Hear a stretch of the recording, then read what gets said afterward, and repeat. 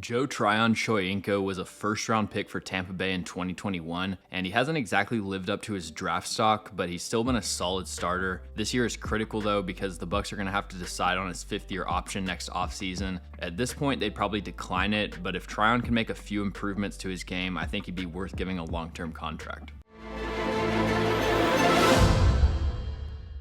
Before we get into the video, make sure to like and subscribe. Also follow us on all of our social medias. You can find the links to those in the description below. Joe Tryon is a well-rounded edge defender. He doesn't create an overwhelming impact in either phase, but he's a solid run defender who creates consistent pressure. He has a lethal spin move, probably the pass rushing move he has the most success with. On this play from week 5, he's going to lead with an inside jab step, which causes Jake Matthews to squeeze inside. You can see his right foot is on top of the guard. And then as he spins outside, Matthews is naturally going to try to recover and widen out. So Tryon gives a powerful chop to the outside hand so he can't put up any resistance. And then he wraps around, pins the hand on the back, and gets to the quarterback. Right here, he gets chipped at the line of scrimmage, so he isn't able to finish the sack, but Akeem Hicks rushes through the A gap, which draws the guard inside, and now there's so much space between the guard and Tyron Smith. So he sells the speed rush to the outside, which draws out the punch, and great timing to spin inside right as Tyron Smith extends his arms. And then he also has a really effective inside counter. He's able to cross over and change directions quickly, and he has good play strength to power through blockers if they try to lean inside instead of moving their feet. So he has two moves that he's really comfortable executing, but his speed rush and power rush are both inconsistent, and he's got to figure out one of those to become a complete pass rusher. He doesn't have great bend, so I don't think he's going to be a consistent finisher on speed rushes.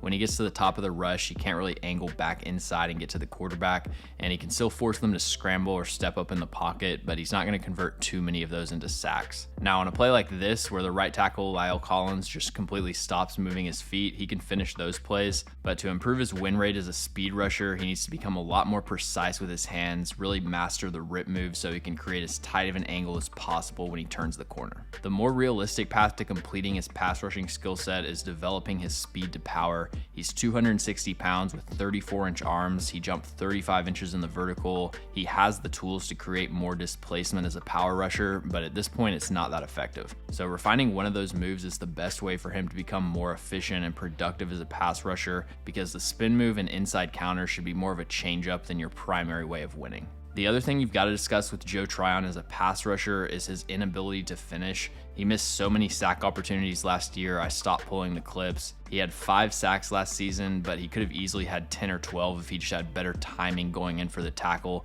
and the conversation about him this offseason would be completely different. I was really impressed with his run defense. I thought he was kind of underrated by PFF. Right here, he's going to slide over to a 4-eye right before the snap, so Taylor Moton goes from having a relatively easy blocking assignment to having to reach someone a shade over at the last second. Really good punch here. He gets his hands inside, creates separation from the block, and he has long enough arms to where he can hold contact and prevent the blocker from reaching his play side shoulder. I also thought he was really effective as an edge setter. This is a textbook play right here. To start off, he plays with great pad levels so he can withstand that initial punch and keep the C gap as narrow as possible. And then as he's reading the play, you can see he's repositioning his hands because this tight end's leaning into him at a 45-degree angle, and he doesn't have a centered base. So Tryon takes advantage of his weight displacement, slams him on the ground, and makes the tackle. And it's interesting, he has great closing burst as a run defender. He has a lot of tackling range, and he can finish plays pretty consistently from a couple gaps over. So that gives me some optimism that he can convert more of his pressures into sacks.